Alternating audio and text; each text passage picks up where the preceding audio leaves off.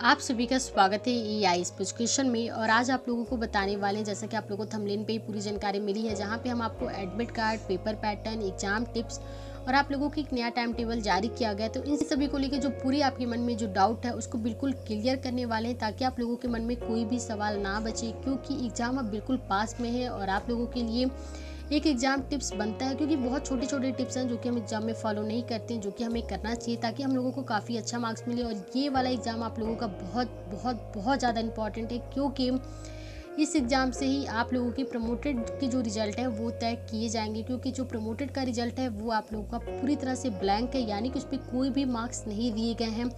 और इस साल के रिजल्ट के अकॉर्डिंग ही आप लोगों के प्रमोशन के रिजल्ट को भी तैयार किया जाएगा। तो एग्जाम बिल्कुल पास है, किसी तरह की कोई भी डाउट ना रहे, इसके लिए पूरी जानकारी हम आप लोगों को शेयर करने वाले हैं। तो वीडियो थोड़ी लंबी हो सकती है, क्योंकि एक ही वीडियो में हम आपको पूरी जानकारी दे रहे हैं, तो इसलिए आप लोग बिल्कुल भी वीडियो लंबी होने के नाते पैनिक मत होइएगा। पूरी वीडियो को आराम से देखिए।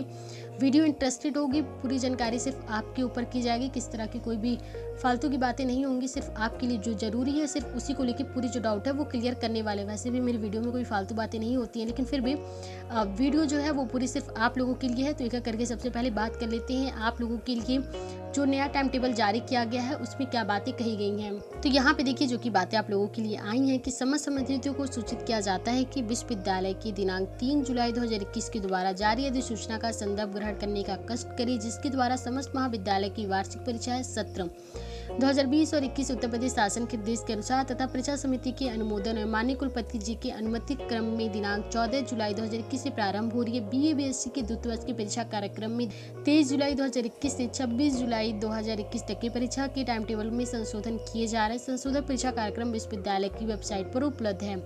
तो जैसा कि हमने आप लोगों को बताया कि जो टाइम टेबल है वो चेंज किया गया है, नया टाइम टेबल आप लोगों के लिए जारी किया गया है। आप लोगों की जो टाइमिंग है वो सेम होगी, 1.5 घंटे की पेपर है, 2 बजे से लेकर 3:30 बजे तक होगी। लेकिन बीए बीएससी के 23 जुलाई से लेकर 26 जुलाई के बीच के जो पेपर है उसमें कुछ परिवर्तन जो है वो किए गए हैं। तो किसी के भी पेपर नहीं छूटने चाहिए। आपके बहुत सारे फ्रेंड हैं जिनकी ओर से कई सारे जो कि कमेंट किए जा रहे थे, तो बिल्कुल आप लोग कोई भी अपने पेपर को बहुत अच्छे तरीके से दीजिएगा, किसी की भी पेपर नहीं छूटनी चाहिए, बहुत इंपॉर्टेंट है। पूरी जो पीडीएफ फाइल है वो हम टेलीग्राम पे शेयर कर देंगे। और हाँ, टेलीग्राम से याद है कि वहाँ पे कई सारे एमसीक्यूज मॉडल पेपर शेयर किए गए हैं। तो आप लोग अगर अभी तक टेलीग्राम को ज्वाइन नहीं किए तो आप लोग टेलीग्राम को ज्वाइन कर लीजिए। कई सारे एमसीक्यूज और मॉडल पेपर आपको मिल जाएंगे।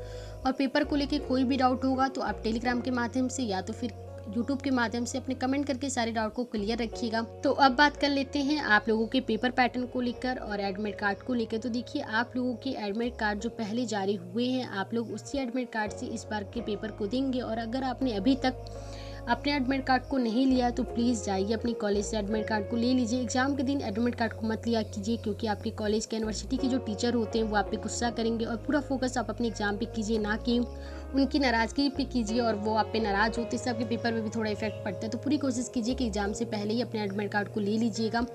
और पेपर पैटर्न की जहाँ तक बात है, तो देखिए ऑब्जेक्टिव के जो पेपर हैं वो आप लोगों के 100 सवाल पूछे जाएंगे, लेकिन आपको सिर्फ 50 सवालों के ही जवाब देने होंगे, क्योंकि जैसा कि हमने आपको पहले कहा कि पेपर आप लोगों के 17 अप्रैल से स्टार्ट थे। तो पहले ही पेपर जो थे वो तैयार कर लिए गए थे।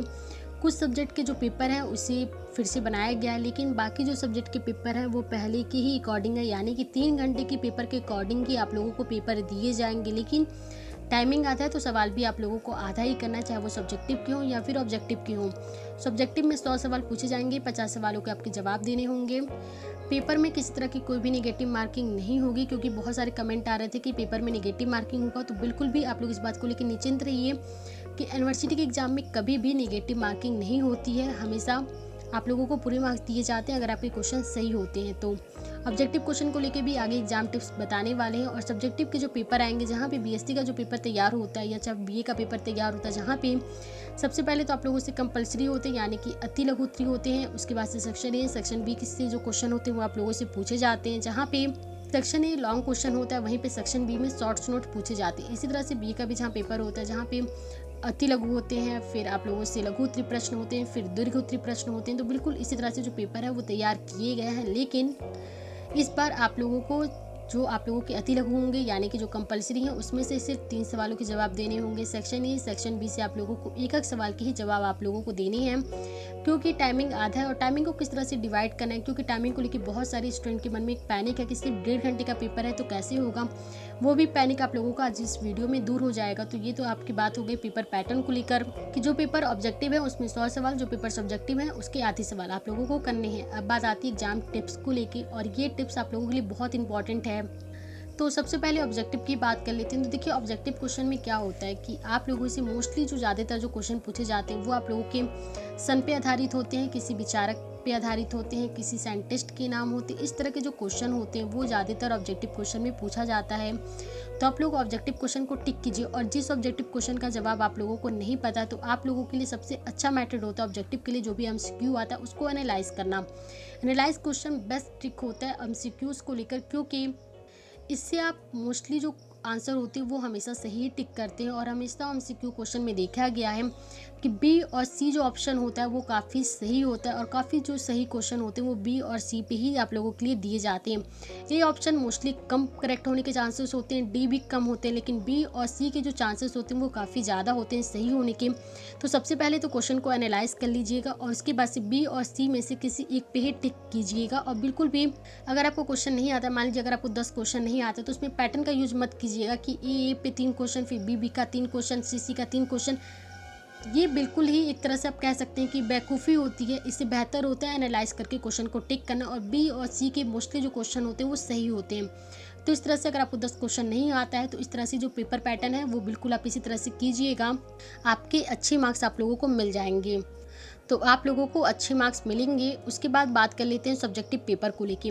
तो देखिए सब्जेक्टिव जो पेपर होते हैं जाहिर सी बात है कि पेपर आप लोगों का रिटन होगा, और आप एग्जाम में ब्लैक स्केच का इस्तेमाल कर सकते हैं। तो आप लोग ब्लैक स्केच का इस्तेमाल भरपूर किया कीजिए। हमने भी टॉप यूनिवर्सिटीज़ में पढ़ाई की है, टॉप यूनिवर्सिटी के पेपर दिए हैं जहाँ पे ब्लैक स्केच का इस्तेमाल किया जाता है, और आप लोग को बिल्कुल छूट होती है ब्लैक स्केच का इस्तेमाल करने की। और जितना ज़्यादा हो सके ना तो आप लोग ब्लैक स्केच का इस्तेमाल किया कीजिए, क्योंकि ये एग्जाम में प्लस पॉइंट आप लोगों के लिए होता है। क्योंकि ब्लैक स्केच से तो सबसे पहले बात क्या आती है कि मान लीजिए अगर आप सेक्शन ए का क्वेश्चन लिखते हैं तो आपने सबसे ऊपर लिख दिया ब्लैक स्केच से सेक्शन ए, उसके बाद से सेक्शन ए का बी क्वेश्चन करते हैं तो आपने बी लिख दिया। उसके बाद से आपका जो भी उस क्वेश्चन का एक सारांश बोल सकते हैं, जो इंट्रोडक्शन होता है वो आपने थोड़ा दे दिया। उसके बाद से आपने पहली हेडिंग लिखी, दूसरी हेडिंग लिखी, तीसरी हेडिंग लिखी, और मोस्टली कोशिश कीजिएगा कि आप उस क्वेश्चन को चूज़ करें जिसमें कि कोई फिगर हो, कोई स्ट्रक्चर हो, कोई मैपिंग हो। ऐसे क्वेश्चन जो होते हैं वो कहते हैं ना कि बिल्कुल क्वेश्चन में 4 चांद लगा देते हैं, बिल्कुल ऐसे ही ये सारे जो फिगर होते हैं, मैपिंग होती है, स्ट्रक्चर होते हैं, वो आपके क्वेश्चन में 4 चांद लगा देते हैं और आप लोगों को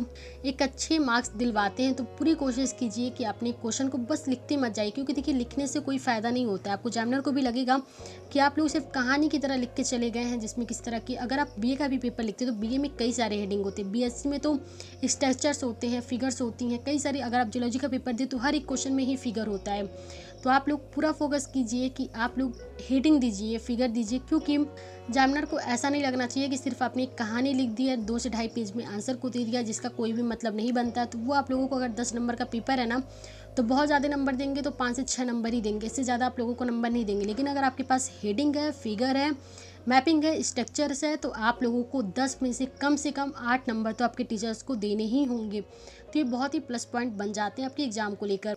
आपने कम ही लिखा हो लेकिन अगर स्ट्रक्चर और फिगर है तो आपको अच्छे नंबर मिलते हैं, हमेशा अच्छे नंबर देखे गए हैं, बिल्कुल इसी तरह से जो आंसर है वो मिलती है। ये तो बात रह गई आपके अच्छे नंबर मिलने की। लेकिन एक मिस्टेक जो सबसे ज़्यादा यूनिवर्सिटीज़ के पेपर में देखने को मिलती है या फिर स्कूलों के पेपर में मिलती है, लेकिन आप यूनिवर्सिटी में हैं तो यूनिवर्सिटी की बात करते हैं कि आप लोग ब्लैक पेन से सेक्शन ए सेक्शन बी लिखते हैं। चलिए ठीक है, आपने सही किया कि आपको हेडिंग तो देनी है, लेकिन आप लोग एक मिस्टेक जो कर देते हैं कि अगर आप क्वेश्चन को लिखते हैं तो पहला क्वेश्चन और दूसरा क्वेश्चन बिल्कुल मिला के लिख देते हैं। आप लोग 1 से 2 लाइन ही बस छोड़ते हैं, और जब आपकी जल्दी कॉपी को चेक करते हैं तो 2 क्वेश्चन को तो चेक करते हैं लेकिन आंसर सिर्फ 1 क्वेश्चन का देते हैं। और ये सभी के लिए बहुत ही अजीब हो जाता है कि आखिर आपने 2 क्वेश्चन को लिखा और आंसर सिर्फ 1 क्वेश्चन का मिल रहा है। तो इसलिए पूरा फोकस कीजिए कि कम से कम अगर आपको ब्लैंक पेपर मिला हुआ है तो आप लोग एक पैराग्राफ की लाइन के हिसाब से आप लोग छोड़ दीजिए। अगर आपको लाइनिंग के पेपर मिले हैं तो आप लोग कम से कम 8 से 9 लाइन छोड़ के ही दूसरा क्वेश्चन लिखा कीजिए। क्योंकि आप लोग इतना कंजूसी क्यों करते हैं पेपर में, आपको इतना ज़्यादा जो एग्ज़ाम की जो कॉपी होती है वो दी जाती है कि आप लोग अगर बहुत ज़्यादा भी लिखेंगे ना तो भी पेपर को नहीं भर पाएंगे। टाइमिंग भी कम है तो जाहिर सी बात है कि आप लोगों को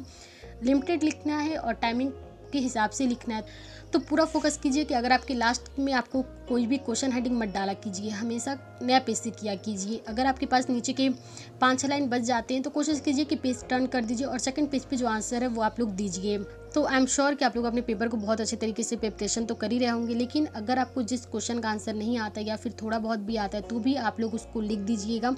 किसी और क्वेश्चन का जो आंसर है उससे मिलता जुलता जो क्वेश्चन है वो आप लोग लिख दीजिएगा। शुरुआत में उस क्वेश्चन को लिखिएगा, उसके बाद से मिलता जुलता क्वेश्चन लिख दीजिएगा और जो डीएंटिंग कीजिएगा वो भी जिस सवाल को आप लिख रहे हैं उससे मिलता जुलता ही कीजिएगा, क्योंकि मोस्टली जो कॉपी जो चेक होती है वो पहले की हेडिंग देखी जाती है, उसके बाद फिर लास्ट की हेडिंग देखी जाती है। तो बिल्कुल आप लोग को भी पेपर इसी ढंग से लिखनी होगी कि पहले का हेडिंग आप बिल्कुल सही रखिएगा, लास्ट की हेडिंग सही रखिए।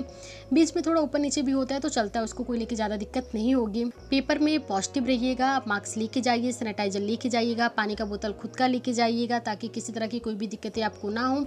1.5 घंटे का अगर आपको पेपर है तो आपको टाइम को डिवाइड कर लेना है। 20 मिनट अगर आप कंपल्सरी पे देते हैं, आप 30 मिनट अगर आप सेक्शन ए पे देते हैं, 30 मिनट सेक्शन बी पे देते हैं, तो भी लास्ट के 10 मिनट आपके बच जाएंगे, जहाँ पे आप लोग रीचेक कर सकते हैं, अपनी पूरी कॉपी को चेक कर सकते हैं कि कोई हेडिंग ना छूटी हो, कोई ब्लैक स्केच से आप लोग ने हेडलाइन करना ना छूटा हो, कोई फिगर ना छूटी हो। तो इस तरह के जो छोटे छोटे टिप्स हैं वो आप कीजिए, क्योंकि क्वेश्चन याद करके क्या होगा जब आप सही से उसी आप आंसर को दे ही नहीं पाएंगे। आप एग्जामिनर के सामने प्रेजेंटेशन ही आपकी अगर बेहतर नहीं होगी तो फिर आपको एग्जामिनर किस आधार पर नंबर देंगे।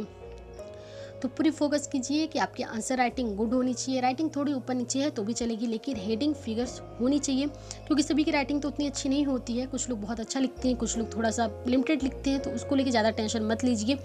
बस बातें क्लियर होनी चाहिए, और बातें अगर क्लियर हैं तो मार्क्स भी आप लोगों के बहुत अच्छे हैं। तो आपको ये वीडियो कैसी लगी आप कमेंट सेक्शन में ज़रूर बताइएगा, और चैनल पे पहली बार आए तो चैनल को भी सब्सक्राइब कर लीजिए, टेलीग्राम को ज्वाइन कर लीजिए। कोई भी डाउट एग्जाम को रिलेटेड मत रखिएगा, जो भी डाउट है उसे आप कमेंट कर दीजिएगा।